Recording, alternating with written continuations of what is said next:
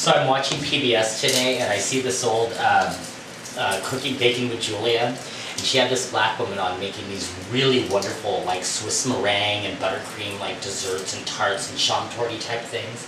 And she tells Julia, well, you know, you can use a butter substitute if you'd like. And Julia says, but you won't be serving that to me.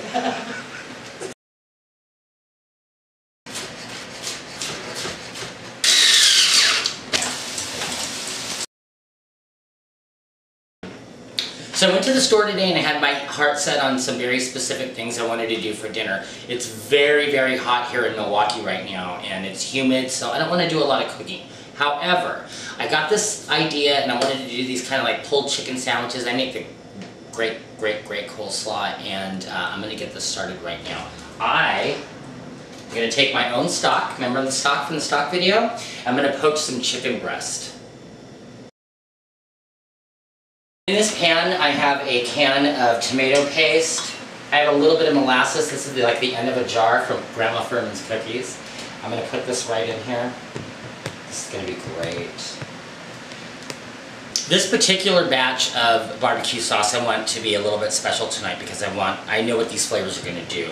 So I've got some great white and green cardamom pods. I got a couple of whole cloves, about 1/4 of a stick of some really great cinnamon, some Aleppo pepper, some dried jalapenos, some bay leaves, some coriander seeds because I have them, some fennel seeds because I'm going to like that little bit of what it's going to do. I'm going to put these in my little food processor. Do you guys all have one of these? If you don't, you should. If you don't, you should. So you can get one of these for really inexpensive. I don't know, under 20 bucks. What I'm doing is taking out the shells of the cardamom pods and a couple of the really big pieces of cinnamon and the larger pieces of bay leaf that didn't get all ground up too well like I want them. I'm going to throw these spices in here. I'm going to put a little bit of Worcestershire sauce in this. I'm going to actually add a little bit of marsala because I have a little bit of this marsala left and it's not even enough to do anything else with. So I'm going to just put that in there because I know how that's going to be. Oops.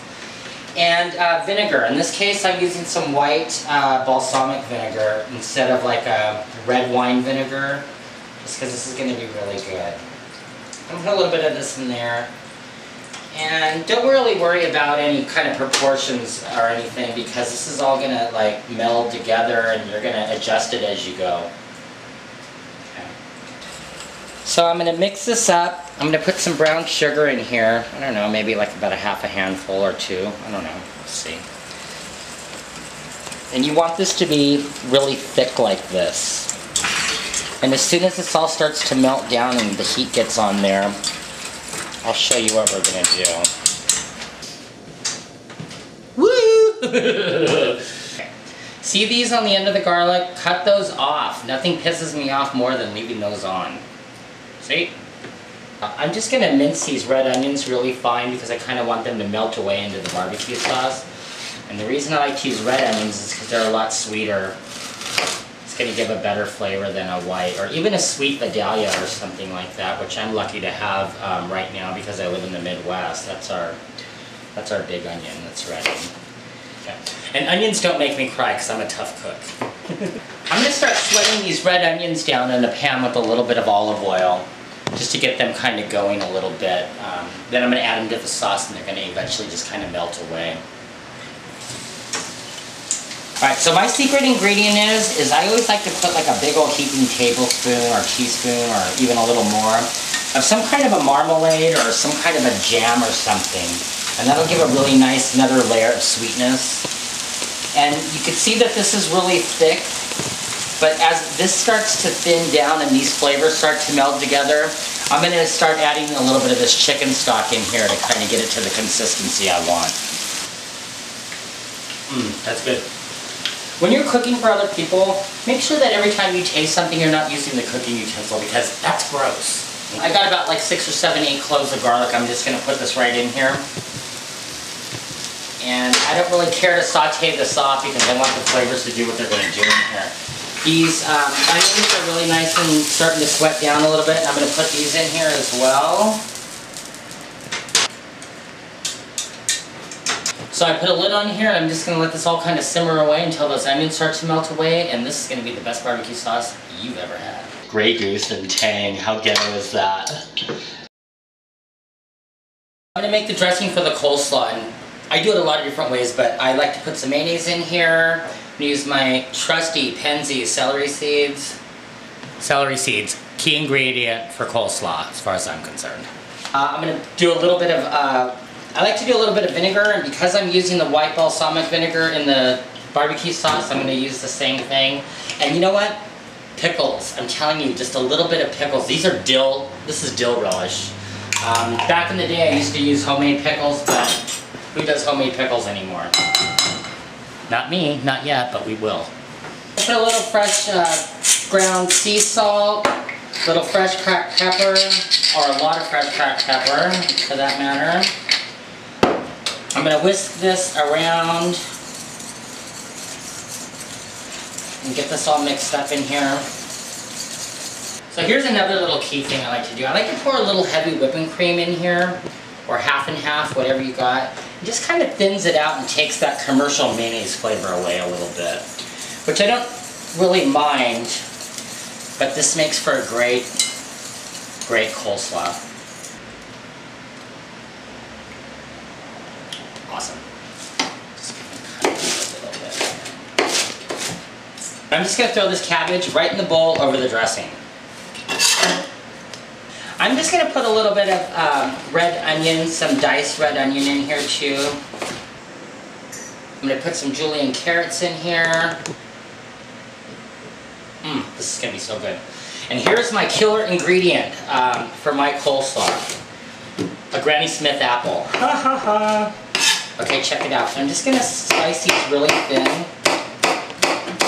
And it's going to be so subtle in the slaw, believe it or not, that most people don't even really notice it's in there.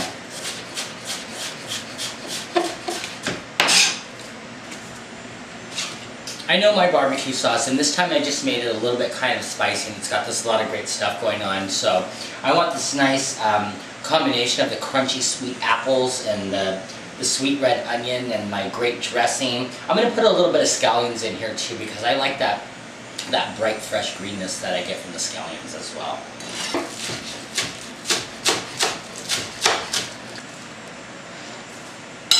Okay, can you see this? This is how hot and humid it is in my kitchen, that this thing is literally, can you see the smoke? Can you see the smoke?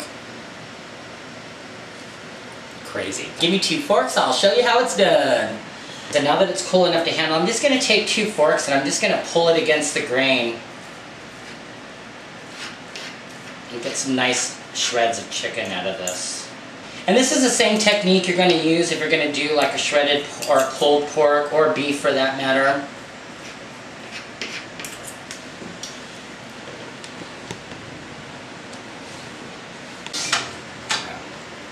So I'm just going to mix this up and get this all nice and, oh my god. I'm telling you, we're not messing around with dinner tonight.